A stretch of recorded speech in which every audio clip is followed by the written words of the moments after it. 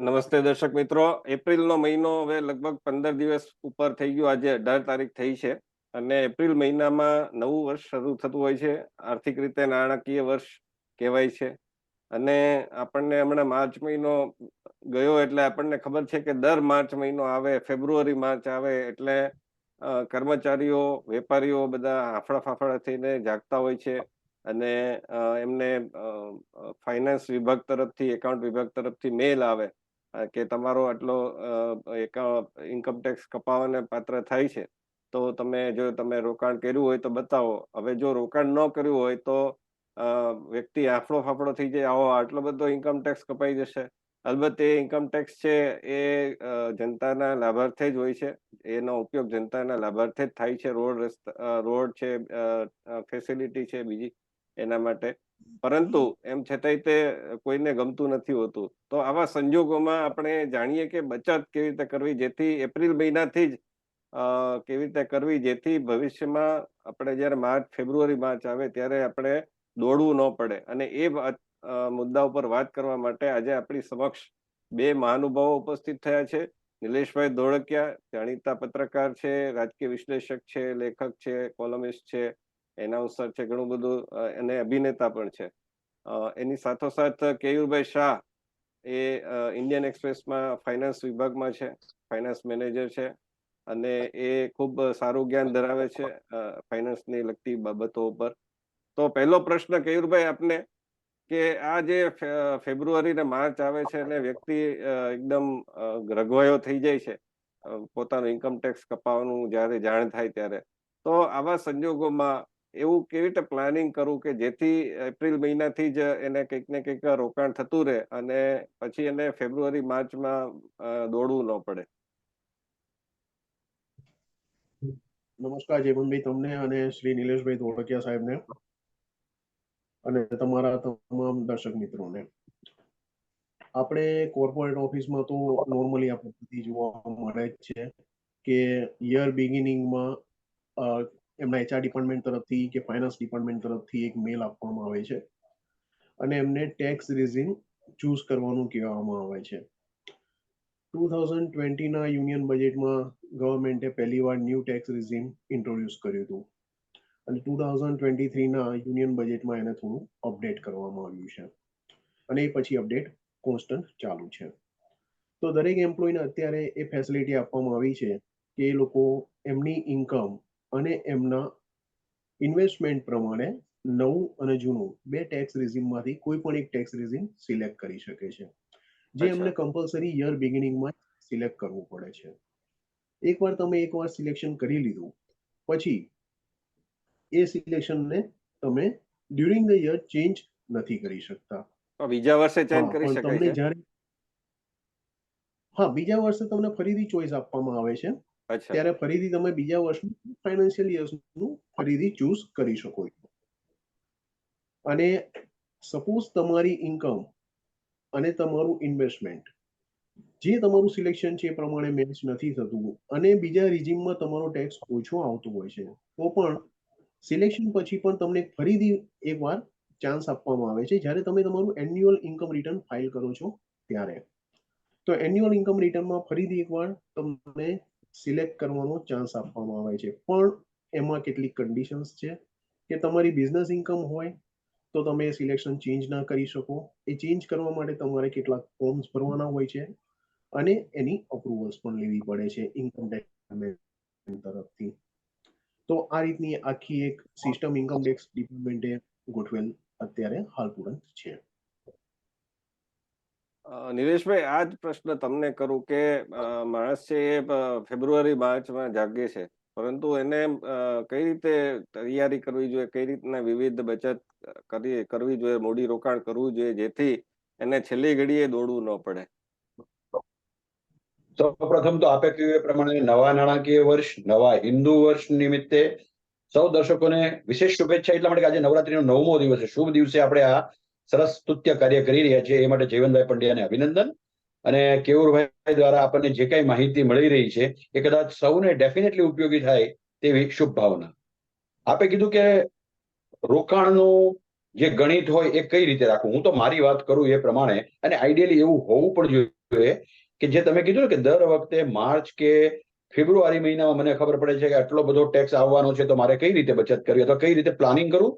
તો એ મહિનામાં એટલે કે ફેબ્રુઆરી માર્ચમાં હું જ્યારે એ બચતના સ્ત્રોતનો ઉપયોગ કરવા જાઉં ત્યારે મારા આવક તો ફેબ્રુઆરી માર્ચ મહિનામાં એઝ અ સેલેરીડ પર્સન એટલી જ રહેવાની, પણ બોજો એટલા માટે વધી જવાનો કે હું માનો કે એ વર્ષોમાં એ સમયગાળામાં કોઈ ઇન્સ્યોરન્સ લઉં છું, કોઈ પીએફ ઈપીએફ લઉં છું, વધારું છું, અથવા કોઈ બોન્ડ અથવા અન્ય કોઈ રીતે એસઆઈપીમાં ઉપયોગી કરવા નાણાં વાપરું છું, તો એ પર્ટિક્યુલર 2 માસમાં સ્પેશિયલી ફેબ્રુઆરી માર્ચમાં બોજો વધી જાય છે. પણ એવું ન થાય એટલા માટે કેયુરભાઈ સાહેબે કીધું એ પ્રમાણે કે શરૂઆતમાં તે એપ્રિલ મહિનામાં જ્યારે આપણે આપણું ઇન્કમ ટેક્સનું ફોર્મનું રિઝાઇન ચેક કરતા હોઈએ, પસંદ કરતા હોઈએ, ત્યારે જ નક્કી કરવું જોઈએ કે આવતા નાણાકીય વર્ષ ઉદાહરણ તરીકે 24-25માં મારી સંભવિત આવક કેટલી છે, એમાં સંભવિત ટેક્સ કેટલો થવાનો છે, અને એ સંભવિત ટેક્સમાં મને as per income tax rule ક્યાં ક્યાં એના રોકાણ કરવાથી એ ટેક્સ ઓછો થઈ શકે કે બચી શકે, એ માટે હું 12 મહિનામાં સમાન ગાળામાં વિતરિત કરી નાખું તો સારું રહે. એક ઉદાહરણ આપું, દરેક લોકો મોટા ભાગે ફેબ્રુઆરી માર્ચમાં જ તે પોતાનો મેડિક્લેમ ઇન્સ્યોરન્સ રિન્યુ કરતા હોય છે કે લેતા હોય છે, પણ મારા કિસ્સામાં હું દર વખતે એપ્રિલ મહિનામાં લઈ લઉં છું. એપ્રિલના ફર્સ્ટ વીકમાં ઓલરેડી પેડ કરી દીધું, એટલે મને ખબર છે કે આવતા વર્ષમાં મિનિમમ મેડિક્લેમ ગમે એટલા રૂપિયા હું રોકું તો 25,000 રૂપિયા મને મજરે મળવાના છે, તો મારે એ પ્રમાણે પ્લાન કરીને હું માર્ચ કે ફેબ્રુઆરી શું કામ રાહ જોઉં, શું કામ એપ્રિલમાં ન કરી લઉં. ને એપ્રિલમાં કરવાથી મને ફાયદો એ રહે છે કે આગામી 11 મહિનામાં બાકીના બચત કરવા માટે કે ઇન્કમ ટેક્સ ન ભરવા માટેના જે રૂલ્સ પ્રમાણેના પ્રોવિઝન પ્રાવધાન છે એનો હું સદુપયોગ કરી શકું, અને કોઈ પર્ટિક્યુલર એક મહિનામાં બોજો ન વધે એટલે ઇન્સ્યોરન્સ કંપની, ઈપીએફ, એસઆઈપી બધામાં એવું જોગવાઈ છે કે તમે એના ટુકડા કરી શકો, 3 મહિનાના, 6 મહિનાના, 12 મહિનાના, 9 મહિનાના કે પ્રતિ માસ. એ પ્રમાણે હું કરતો રહું છું, અને આઈડિયલી એ પ્રમાણે કરતા રહીએ તો એક જ મહિનામાં આ બધો રોકાણનો બોજા ન આવે, એટલે રોકાણની મોકળ ટાળવા માટે એને સમાન હિસ્સામાં વિતરિત કરવાનું હું હિતાવ માનું છું. કેયુરભાઈ, હવે એક પ્રશ્ન એવો થાય છે કે દાખલા તરીકે કેટલીક ખર્ચાઓ છે આપણા પૂર્વ નિર્ધારિત હોય છે. દાખલા તરીકે જૂન મહિનો આવે એટલે બાળકોની સ્કૂલની ફી ભરવાની હોય છે. એવી જ રીતે જે જન્માષ્ટમી આવે તો લગભગ એ વખતે ખર્ચા થતા હોય છે, બાળકોને ફરવા લઈ જઈએ, મેળામાં લઈ જઈએ. આપણે સમગ્ર ગુજરાતીઓ માટે કરીએ છીએ, એટલે રાજકોટ ને સૌરાષ્ટ્ર ને એ બાજુ જન્માષ્ટમીનું મહત્વ દિવાળી કરતા પણ વધારે હોય છે. તો એ મેળામાં જાય, રાઈડમાં બેસે, તો એના કારણે ખર્ચા આવતા હોય છે, ખવડાવવા પીવડાવવાના, પિક્ચર જોવાના. એ પછી નવરાત્રી આવે છે તો નવરાત્રીમાં વળી કઈ ચણિયા ચોળી લીધા કે બાળકોને પેલા જે રમવા માટે એ કપડા લીધા પુરુષો માટેના, તો એવા પણ ખર્ચા આવતા હોય છે. એની સાથોસાથ દિવાળી ઉપર જોવા જઈએ તો દિવાળી ઉપર પણ કઈ ને કઈ ખર્ચા આપણે કરતા હોય છે. ઘર માટે નવા કઈ પગલુછણિયા લીધા કે બેડશીટ લીધી કે નવા કપડા લીધા, નાસ્તો લીધો. તો આ બધા ખર્ચા પૂર્વ નિર્ધારિત છે, આપણને ખબર જ હોય છે કે આ આટલા સમયે આવવાના જ છે. અને સામાન્ય રીતે લગ્નની સિઝન પણ ખબર જ હોય છે કે આ સિઝનમાં લગ્ન આવવાના જ છે, અને આપણને અગાઉથી પણ ખબર હોય છે ઘણા સગા સંબંધીઓના લગ્ન કે એના ત્યાં લગ્ન આવવાના છે. તો એ બધા જ પ્લાનિંગ છે, ખર્ચા વ્યવસ્થિત કરી અને એ ઉપરાંત ટેક્સ છે એ આપણો બચે, એ માટેનું કેવું આયોજન કરી શકાય તમારી દૃષ્ટિએ કે જેનાથી છેલ્લી ઘડીએ આપણે દોડવું ન પડે? સૌથી પહેલા તો આપણું જે તમે બધા ખર્ચા કીધા ડ્યુરિંગ ધ યર જે આપણે ફેસ કરવા પડે છે, સોસાયટીમાં રહીએ છીએ એટલે ખર્ચા તો કરવા જ પડશે, ઘર ચલાવવાનું હોય છે એટલે તો કરવા જ પડશે. તો એક આપણું એન્યુઅલ બજેટ જે આપણું છે એ નોર્મલી આપણે બનાવી દેવું જોઈએ. આપણી ઇન્કમ કેટલી છે એ આપણને ખ્યાલ જ હોય છે કે નોર્મલી સેલરાઇઝ પર્સન હોય તો એની ઇન્કમ નોર્મલી ફિક્સ જ રહેતી હોય છે. એપ્રેઝલ આવે ત્યારે અમુક પર્સન્ટેજના ચેન્જીસ રહેતા હોય છે, પણ વધતા ઓછા પ્રમાણમાં એને ખ્યાલ જ હોય છે કે એની ઇન્કમ કેટલી રહેશે. તો એ જ પ્રમાણે પ્રોવિઝનલ એક્સપેન્સનું બજેટ અને પ્રોવિઝનલ ઇન્કમનું બજેટ આપણી જોડે ફાઇનાન્શિયલ યરનું તૈયાર જ હોવું જોઈએ. હવે આપણે એને નાના પાર્ટમાં ડિવાઈડ કરી દઈએ. સે ફોર એક્ઝામ્પલ કે આખા વર્ષનો ખર્ચો કોઈ એક 4 વ્યક્તિના ફેમિલીનો 6 લાખ રૂપિયા છે, અને એ પ્રમાણે જોવા જઈએ તો મંથલી એક્સપેન્સ 50,000 રૂપિયા છે. અને તમારી ઇન્કમ સપોઝ મંથલી 70,000 રૂપિયા છે, તો તમે 20,000 સરપ્લસ પર મંથ થાવ છો. આઈડિયલ રૂલ એવું કહે છે ઇન્વેસ્ટમેન્ટનો કે સૌથી પહેલા તમે ઇન્વેસ્ટમેન્ટ કરો અને પછી ખર્ચા કરો. પણ નોર્મલી એવું દેખવા મળતું નથી. આપણે સૌથી પહેલા ખર્ચા કરીએ છીએ અને બાકી જો રહેતું હોય તો ઇન્વેસ્ટમેન્ટ કરીએ છીએ. એટલે રૂલ પ્રમાણે તમારી ઇન્કમના 10 to 20% મિનિમમ તમારે ઇન્વેસ્ટમેન્ટનું પ્રોવિઝન સૌથી પહેલા કરવું જોઈએ. જો ઇન્વેસ્ટમેન્ટનું પ્રોવિઝન કરી શકશો અને બાકીના રૂપિયામાંથી તમારું મંથલી એક્સપેન્સ તમે કરી શકો, તો એ જોવું એ દરેક લીડિંગ અર્નિંગ ફેમિલી મેમ્બરની જવાબદારીમાં રહેતું હોય છે. તો ઇન્ફ્લેશન રેશિયો અત્યારે તમે જેમ જાણો છો એ પ્રમાણે વધી જ રહ્યો હોય છે, અને આપણે ડેવલપિંગ કન્ટ્રીમાં છીએ એટલે ઇન્ફ્લેશન લગભગ હજુ પણ આપણે બેર કરવું જ પડશે. અને ઇન્ફ્લેશનને બીટ કરવા માટે તમારે એવા ઇન્વેસ્ટમેન્ટના ટૂલ્સ પણ શોધવા જ પડશે. તો એક એક્ઝામ્પલ લઈએ કે આપણી 70,000 મેં તમને કીધી કે મંથલી ઇન્કમ છે અને એક્સપેન્સ છે લગભગ 50,000 to 60,000. તો સૌથી પહેલા રૂલ્સ એવું કહેવામાં આવે છે, થંબ રૂલ જે નોર્મલી એક સામાન્ય માણસને સમજાય એવી ભાષામાં આપણે સમજવાનો પ્રયત્ન કરીએ તો તમારી જે ટોટલ ઇન્કમ છે એના 20% જેટલું તમે બચતમાં સૌથી પહેલા તો પહેલો પોઈન્ટ તમે બચતના નામે એડ કરો. બાકીનો બીજા પોઈન્ટ જે છે તમારા ખર્ચા તરીકે સેગ્રીગેટ કરો. એમાં તમારી પ્રાયોરિટી આલો કે જે ખર્ચા છે તમારા એ ખર્ચા કયા સ્ટેપ વાઇઝ તમે કરી શકો છો. તો એક્ઝામ્પલ આપણે લઈએ કે 70,000 ઇન્કમ છે તો એના 10 to 20% એટલે કે આશરે 7,000 થી 14,000 રૂપિયા તમારું પર મંથ ઇન્વેસ્ટમેન્ટ થઈ જવાનું છે. અને બાકીના જે રૂપિયા બચે છે એટલે કે આશરે 63,000 થી લઈ અને 56,000 સુધી, તો તમારું મંથલી એક્સપેન્સ સપોઝ 55,000 થી 60,000 રૂપિયા છે, તો એને તમે એ રીતે સેગ્રીગેટ કરી શકો છો. હવે ઇન્વેસ્ટમેન્ટમાં સૌથી પહેલા તો રૂલ એવું પણ કહે છે કે ઇન્વેસ્ટમેન્ટ કરો એ પહેલા જે અર્નિંગ લીડિંગ મેમ્બર છે તમારા ફેમિલીના, એમનું ટર્મ ઇન્સ્યોરન્સ હોવું ખૂબ જરૂરી છે.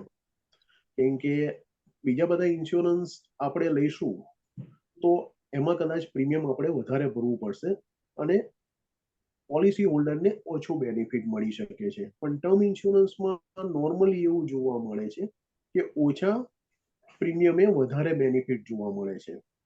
હવે એમાં પણ થંબ રૂલ એવું કહે છે કે તમારી જે મંથલી કે એન્યુઅલ ટોટલ ઇન્કમ છે એના 15 to 20 ટાઈમ્સ એન્યુઅલ ટોટલ ઇન્કમના 15 to 20 ટાઈમ્સ તમારો ટર્મ ઇન્સ્યોરન્સ હોવો જોઈએ, જેથી કાલ ઉઠી leading earning member of the ફેમિલીની હયાતી ના રહી તો એ વસ્તુને ટેકલ કરી શકે, એનું ફેમિલી સર્વાઈવ કરવામાં એમને પ્રોબ્લેમ ના થાય અને એ પ્રેઝન્ટ ઇન્ફ્લેશનને બીટ કરી શકે. હવે 50,000 કોઈની ઇન્કમ હોય તો એને મિનિમમ 1 કરોડનો ટર્મ ઇન્સ્યોરન્સ હોવો ખૂબ જરૂરી છે, જે 15 to 20 ટાઈમ્સના સ્લેબમાં આવી જશે. અને એ જ 1 કરોડ ફેમિલીના બીજા મેમ્બર્સને કોઈ નોલેજ નથી, કંઈ જ ખબર નથી પડતી ફાઇનાન્સની, તો સિમ્પલ બેંકમાં પણ એ પૈસાને એફડી તરીકે મૂકી શકે છે. અને જે અત્યારે 6 to 7% નો રેટ ઓફ ઇન્ટરેસ્ટ ચાલે છે એ પ્રમાણે એમને આશરે 5 થી 6 લાખ રૂપિયા મિનિમમ પર એનમ મળશે, જે એમના અર્નિંગ લીડિંગ મેમ્બર આપતા હતા એમના ફેમિલીને એ એમને મળી રહેશે. અને આવું કરવાથી એમનો ફાઇનાન્શિયલ લોસ તો રિકવર થઈ જશે, પણ ઇમોશનલ લોસ હંમેશા કોઈ પણ ફેમિલીનો રિકવર કરવો બહુ જ અઘરો હોય છે. પણ ફાઇનાન્શિયલ લોસ રિકવર થવાથી આવનારા જે પ્રોજેક્શન તમે જે કીધા કે ડ્યુરિંગ ધ યરનો ખર્ચો કેવી રીતે આગળ વધી શકશે, તો એ આગળ વધી શકે છે. તો પહેલો રૂલ એવું છે કે તમે બચત, અને બચતમાં તમે ટર્મ ઇન્સ્યોરન્સ લો. ટર્મ ઇન્સ્યોરન્સ લીધા પહેલા તમારે મેડિક્લેમ લેવો ખૂબ જરૂરી છે. તમે જેમ જાણો છો કે અત્યારે કોઈને પણ કોઈ પણ એજમાં બીમારી મોટી આવી શકે છે અને એ બીમારી અત્યારે ખૂબ જ મોંઘી પડી રહી છે. તો મેડિક્લેમ તમારો પોતાનો એટલે કે જે leading earning member of the family છે એનો, અને એનો મેડિક્લેમ લીધા પછી બાકીના જે અર્નિંગ મેમ્બર્સ છે કે બાકીના ફેમિલી મેમ્બર્સ છે એમનું મેડિક્લેમ લેવો ખૂબ જરૂરી છે. ટર્મ ઇન્સ્યોરન્સ લઈ લીધો, મેડિક્લેમ લઈ લીધું, ફેમિલીને આ બંને વસ્તુથી આપણે સૌથી પહેલા પ્રોટેક્ટ કરી લીધી. અને પછી બીજા જે એક્સિડન્ટ ક્લેમ છે, આજકાલ એક્સિડન્ટ પણ ખૂબ જ થઈ રહ્યા છે, તો એક્સિડન્ટ વીમો પણ લેવો ખૂબ જરૂરી છે. એ લીધા પછી તમે ઇન્વેસ્ટમેન્ટ ટૂલ્સ તરફ આગળ વધી શકો છો. અને એ જ રીતે તમે કેયુરભાઈ, એક પ્રોગ્રેશન વાત એ મેળવશો. છે કે દાખલા તરીકે જ્યારે એપ્રિલ મહિનો આવે ત્યારે વ્યક્તિ જો ખરેખર બજેટ બનાવવા બેસે પોતાનું, તો કેટલાક મેં કહ્યું એમ કે પૂર્વ નિર્ધારિત ખર્ચા હોય જ છે. એની સાથોસાથ તમે જે કીધું કે ટર્મ ઇન્સ્યોરન્સ છે, મેડિકલ ઇન્સ્યોરન્સ છે, એક્સિડન્ટનો ઇન્સ્યોરન્સ છે, તો આ લેવો જોઈએ. હવે એક વસ્તુ એ છે કે એક તમારું લોંગ ટર્મ પ્લાનિંગ હોવું જોઈએ કે દાખલા તરીકે તમારા બાળક છે તો એ 10મા 12મામાં આવશે, તો એ વખતે એનું જે કંઈ ખર્ચો આવવાનો છે ટ્યુશનનો ને સ્કૂલનો, એ પછી કોલેજમાં આવશે તો કોલેજનો માનો કે બધા જ મા બાપ એવું ઈચ્છતા હોય કે એ મારો છોકરો કે છોકરી છે એ ડોક્ટર બને, એન્જિનિયર બને, અથવા તો સારામાં સારી ડિગ્રી જે પ્રોફેશનલ હોય એમાં જાય, તો એનો ખર્ચો આવતો હોય છે. તો આ જે ખર્ચા આવે છે એ પણ લોંગ ટર્મ હોય છે, તો એના માટે પણ પ્લાનિંગ કરવું પડે. સાથોસાથ હવે સરકાર હોય કે ખાનગી, એમાં પેન્શનનું બહુ એકદમ નોમિનલ થઈ ગયું છે અથવા તો મિનિમમ થઈ ગયું છે. તો એમાં એવા સંજોગોમાં વૃદ્ધાવસ્થા માટે, કારણ કે આજે આપણી પરિવાર વ્યવસ્થા એવી થઈ ગઈ છે કે એક યા બીજા કારણોસર ઘણીવાર વ્યક્તિ છે જો વૃદ્ધાવસ્થામાં પોતાનું જાળવી રાખે કઈ, તો કે પોતે આત્મનિર્ભર રહે ને પોતાના સંતાનો ઉપર નિર્ભર ન રહે, તો એનું જીવન છે એ થોડું સ્વમાન ભેરે જીવી શકે, તો વૃદ્ધાવસ્થા માટે પણ એને બચાવવાનું છે. તો આ બધાની વચ્ચે એને કેટલું ઇન્વેસ્ટમેન્ટ છે LICમાં અથવા તો ટર્મ ઇન્સ્યોરન્સમાં કરવું જોઈએ, કેટલું ઇન્વેસ્ટમેન્ટ મેડિકલ ઇન્સ્યોરન્સમાં કરવું જોઈએ, કેટલું એક્સિડન્ટ, કેટલું પાછું વ્હીકલ ઇન્સ્યોરન્સ આવે છે. એ સિવાય લોંગ ટર્મ ઇન્સ્યોરન્સ જે કીધું કે ભાઈ એને બચત કરવી જોઈએ કે ક્યાં મૂડી રોકાણ કરવું, મ્યુચ્યુઅલ ફંડ છે, સ્ટોક માર્કેટ છે, તો FD છે, તો આ બધામાં કઈ રીતે એને વેચણી કરવી વધારે હિતાવહ છે? જે રીતે મેં આપને જણાવ્યું કે આપણો જે ખર્ચો છે, જે એન્યુઅલ બજેટ છે, એને આપણે મંથલી બજેટમાં કન્વર્ટ કરી દઈએ, અને એક આપણે એક્ઝામ્પલ લીધું કે 70,000ની કોઈ ફેમિલીની ઇન્કમ છે મંથલી, અને આ જે બધા ઇન્સ્યોરન્સ છે, ટર્મ ઇન્સ્યોરન્સ છે, મેડિક્લેમ ઇન્સ્યોરન્સ છે, કે હાઉસ ઇન્સ્યોરન્સ છે, કે જનરલ ઇન્સ્યોરન્સ બીજા બધા કેટેગરીના છે, એ બધા તમારા મંથલી એક્સપેન્સમાં ડિવાઈડ કરી દઈએ આપણે. અને પછી જો તમારી ઇન્કમ બચતી હોય 10 to 20% પર મંથ, તો એ ઇન્કમને તમે અલગ અલગ ઇન્વેસ્ટમેન્ટ ટૂલ્સ છે એમાં સેગ્રીગેટ કરી શકીએ છીએ આપણે.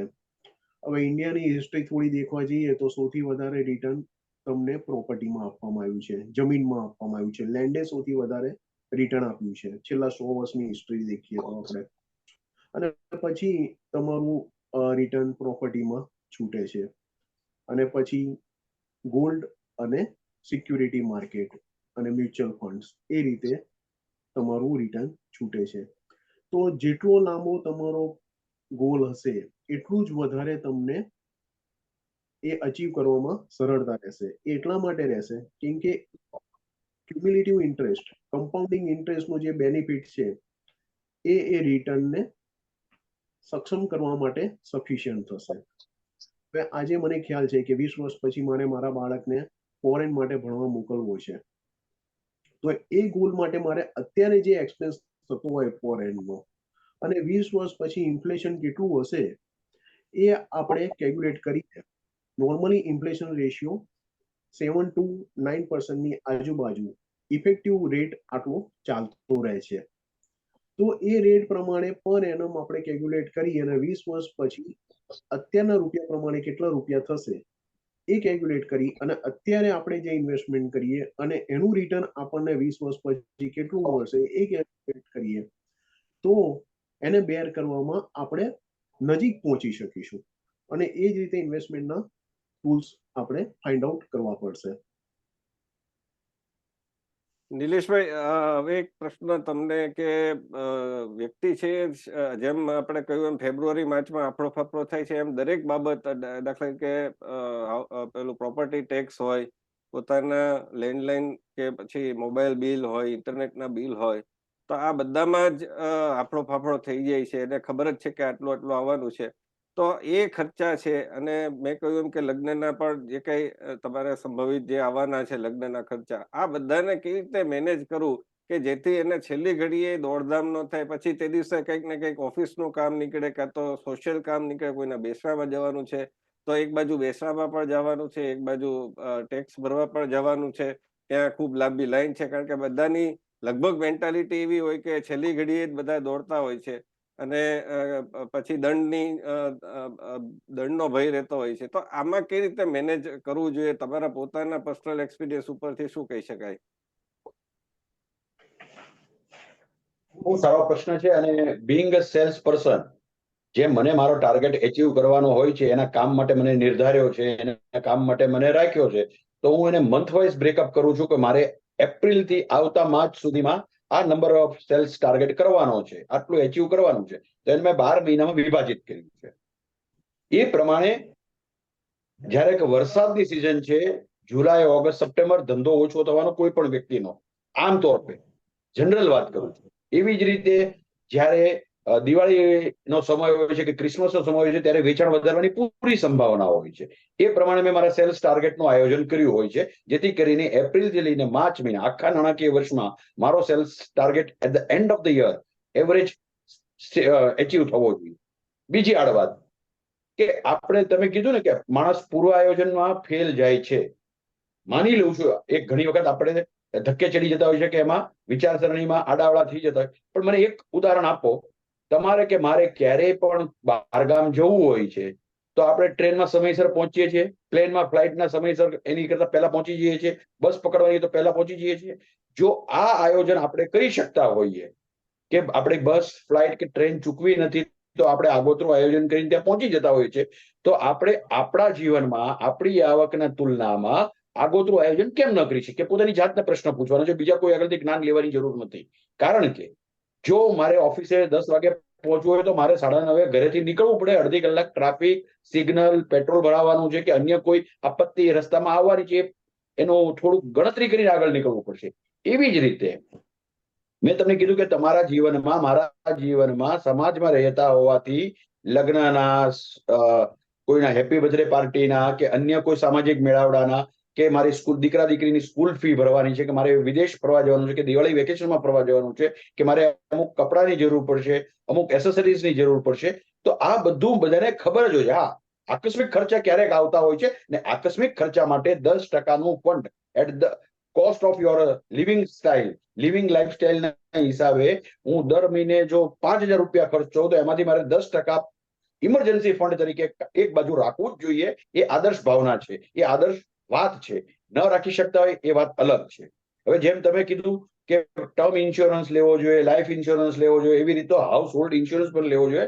જીવનમાં એક જ વાર દુર્ઘટના બનતી હોય છે, પાણી ભરાઈ જતું હોય ઘરમાં, કે ફ્લડ આવે, કે અર્થક્વેકમાં ડેમેજ થતું હોય, તો આપણે આપણા શરીર માટે મેડિક્લેમ લેતા હોય, જીવન વીમા માટે લાઈફ ઇન્સ્યોરન્સ લેતા હોય, ભટકાઈ ન જઈએ, એક્સિડન્ટ ન થાય એની માટે વ્હીકલ ઇન્સ્યોરન્સ કે પોતાનો એક્સિડન્ટ ઇન્સ્યોરન્સ લેતા હોય, એવું જ કુદરતી આપત્તિ સમયે તમારો મોભ, તમારું ઘર, તમારું છાપરું, તમારું ખોરડું ન કરનારાને જો કંઈક એને નુકસાન પામે, તો એને સરભર કરવા માટે હાઉસ હોલ્ડ ઇન્સ્યોરન્સ, કે દુકાનનો ઇન્સ્યોરન્સ, કે તમારી પ્રોપર્ટીનો ઇન્સ્યોરન્સ, તમારા માલનો ઇન્સ્યોરન્સ, કે તમારા ગોડાઉનનો ઇન્સ્યોરન્સ અવશ્ય લેવો જોઈએ. અને આ એક દેખીતી વાત છે કે આપણા વડવાઓ આટલું બધું જ્ઞાન નહોતા ધરાવતા. આજની તારીખે જે આપણે સો કોલ્ડ કહેવાઈએ છીએ કે ભણેલા ગણેલા ટેક્સ પ્લાનિંગ વાળા, પણ એ જો વિશેષ રીતે કરી શકતા હોઈએ, તો આજે તો આપણે ઘણી બધી ઓનલાઈન સુવિધા છે.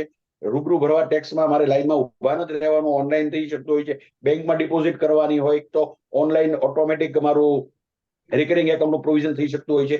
એસઆઈપીમાં દર મહિને મારે કોઈ જગ્યાએ પૈસા જમા કરવા નથી જવાના આવતા, ઓટોમેટિક મારા ખાતામાંથી ડેબિટ થઈ જતા હોય છે, અને ઇનડાયરેક્ટ સેવિંગ થઈ જતું હોય છે. તો આ બધું જ પ્લાનિંગ આપણે કરી શકતા હોઈએ છીએ. સવાલ મૂળ મુદ્દાનો છે કે માનવ જીવનમાં જે તે વસ્તુની પ્રાથમિકતા કેટલી, અને પ્રાયોરિટીને જે રીતે આપણે ગણતરી કરતા હોય કોઈ પણ વ્યક્તિની, કોઈ પણ વસ્તુની, ખાવા પીવાની, મોજ શોખની, ફરવાની, તો તમે તમારા પરિવાર માટે કમાતો તો તમારા પરિવાર માટે પણ આ આગોતરું આયોજન કરવું જરૂરી છે.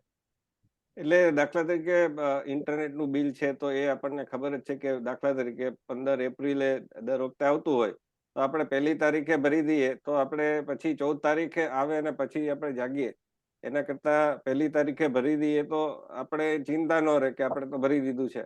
આવા જે કંઈ બિલ આવતા હોય, લાઇટ બિલ આવતા હોય, તો એ પણ એક છે જેના કારણે આપણને પણ ખબર રહે કે ભાઈ આપણે આટલું મંથલી જે આવક છે તેમાંથી આટલો ભાગ તો આપણે હાજી.